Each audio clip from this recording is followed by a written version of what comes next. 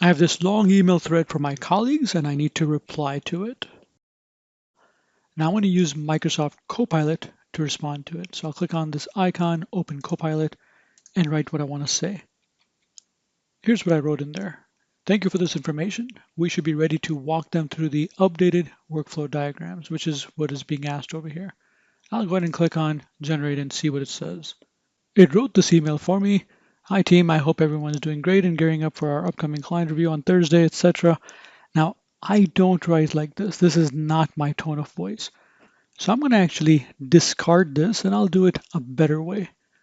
Again, I'll click on this pencil icon, but this time I'm going to go all the way down to options. I'll click on customize drafts. Now here I can define custom instructions, so it uses that when writing an email. In this case, it's going to use my tone, the length of the email that I usually write, and my greeting. So here it is. My tone and voice use a friendly conversational tone that feels approachable and professional. Greeting style, hi, name, that's what I would write. Avoid things like dear, sir, madam. Email length, usually 2 to 4 short paragraphs, which is my style. And additional instructions. Okay, so when I'm ready, I'm comfortable, I like what I see, I'm going to click on save. It's saved it now. I can close it. And I'll come back here and I'll write the exact same prompt as I did before and see what happens.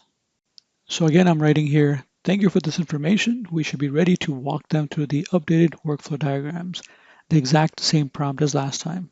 Let me click on generate. So this time this is considerably shorter. Thanks for this information. Looks like we're all set to walk them through the updated workflow diagrams, etc. Very close to what I would write.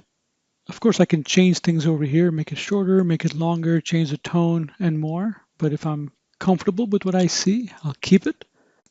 And then I can always make changes directly in the text here. So this is how you would use custom instruction in Microsoft Outlook to have your emails sound like you with your tone, length, greeting, and sentiment.